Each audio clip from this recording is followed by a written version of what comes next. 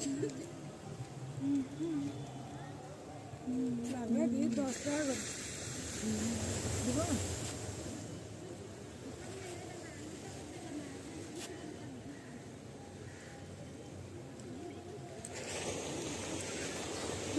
দশ টাকা করে এক্ষুনি কিনলাম গো।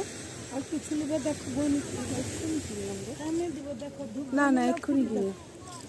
ভালো ধূপ দাও নিবে।